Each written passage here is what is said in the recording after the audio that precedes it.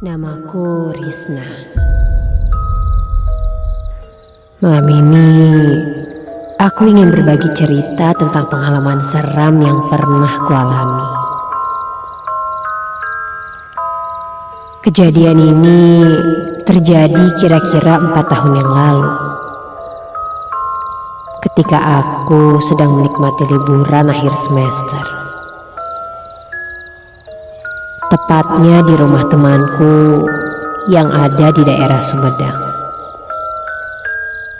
Ketika memasuki liburan akhir semester, Dewi, salah satu teman kampusku, mengajak untuk liburan.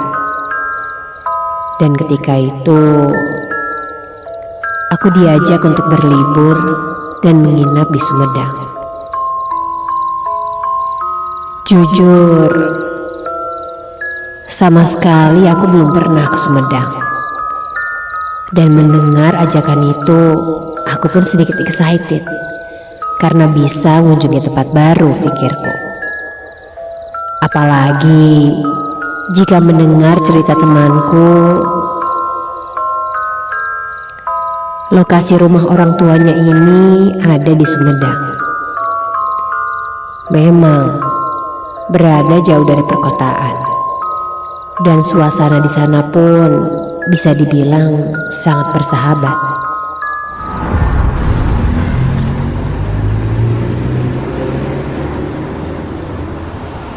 Sampailah hari itu, aku dan Dewi berangkat bersama 3 orang temanku lainnya. Setelah menempuh perjalanan yang cukup jauh dari Bandung ke Sumedang, kami pun sampai.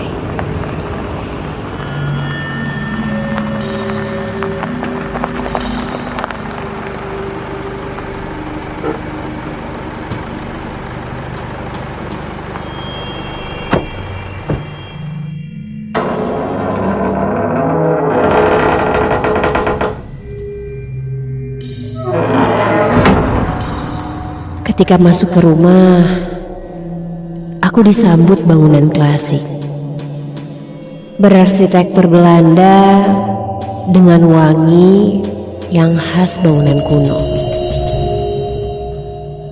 Rumah yang lumayan besar jika ada di daerah seperti ini. Dan sepertinya ini rumah bekas bangunan Belanda zaman dulu.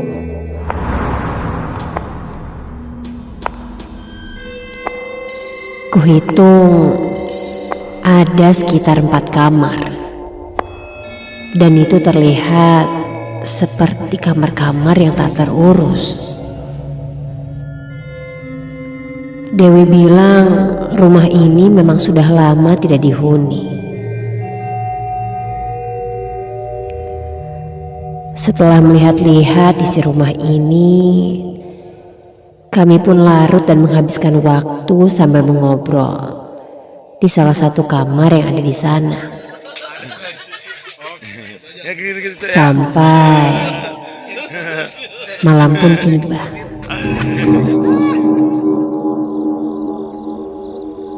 Setelah selesai makan malam, kami pun memutuskan untuk beristirahat.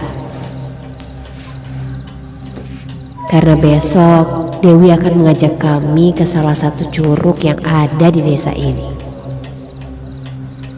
Semakin malam, suasana di rumah ini semakin dingin. Kulihat teman-temanku sudah mulai terlelap tidur.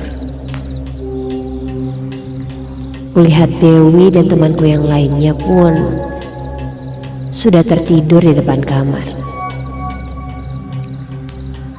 Karena kulihat aku tidak memungkinkan untuk tidur bersama mereka, jadi kuputuskan untuk tidur di kamar sebelahnya.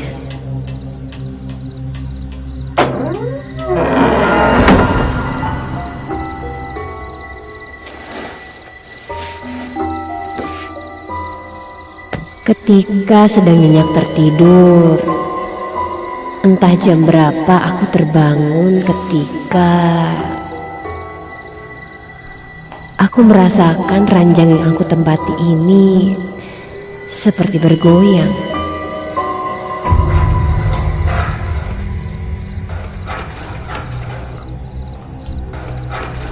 Sontak, aku pun terbangun. Dan loh, ranjang ini tidak bergoyang sedikit pun.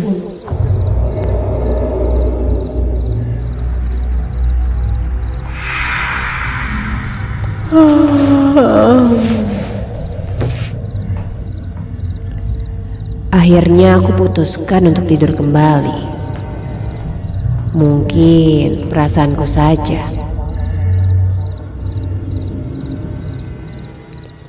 Ku coba untuk kembali tidur. Namun, belum lama aku terlelap.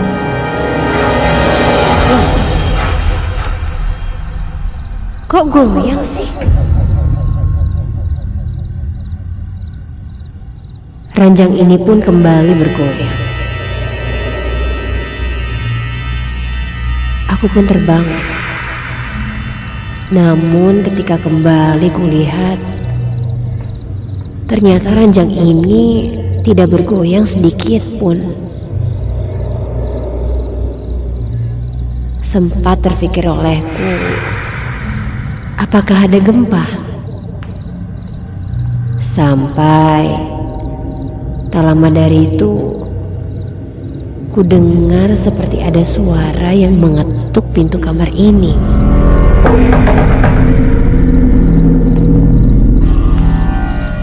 Ya, siapa ya? Namun tak ada jawaban.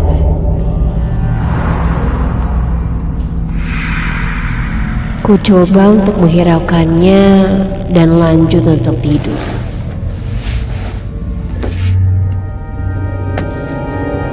Dan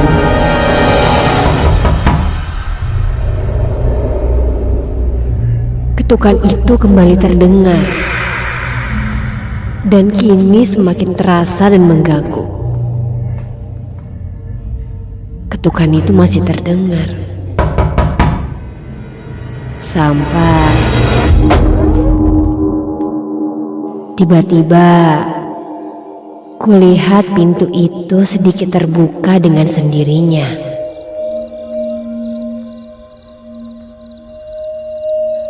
Mataku kini tertuju pada pintu kamar yang terbuka itu. Kulihat tidak ada siapa-siapa di depan pintu itu. Aku masih menatap penuh pintu itu. Melihat itu, kini jantungku mulai berdegup kencang. Perasaanku mulai tidak enak. Aku tidak berkedip. Sampai ketika aku coba untuk fokus melihat ke arah pintu itu, Astaga! Tiba-tiba sebuah tangan muncul memegang pintu itu. Refleks aku pun berteriak. Siapa? Dewi! namun tidak ada jawaban. Penasaran, aku pun langsung beranjak dari tempat tidur dan berjalan mendekat untuk memastikannya. Dan ketika kulihat,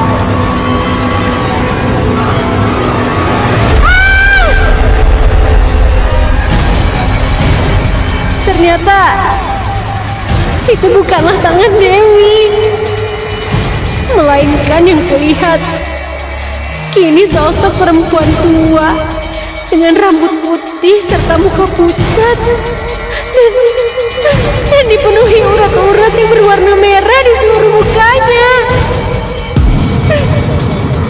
Matanya menatap tajam ke arahku sambil mengeluarkan suara-suara yang menyeramkan. aku mencoba untuk bergerak. Namun Badanku entah kenapa seperti tertahan sesuatu. Dan aku sulit sekali untuk bergerak. Aku hanya bisa menutup mataku dan terus berdoa hingga suara itu pun hilang.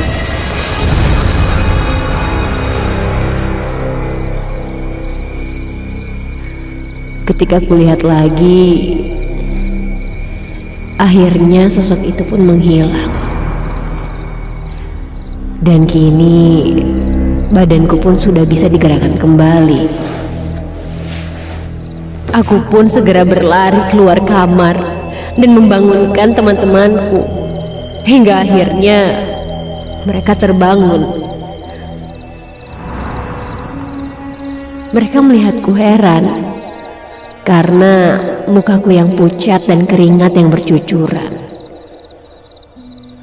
Mereka bertanya kepadaku kenapa, namun aku hanya bisa diam. Dan setelah cukup tenang, aku pun mulai menceritakan semuanya.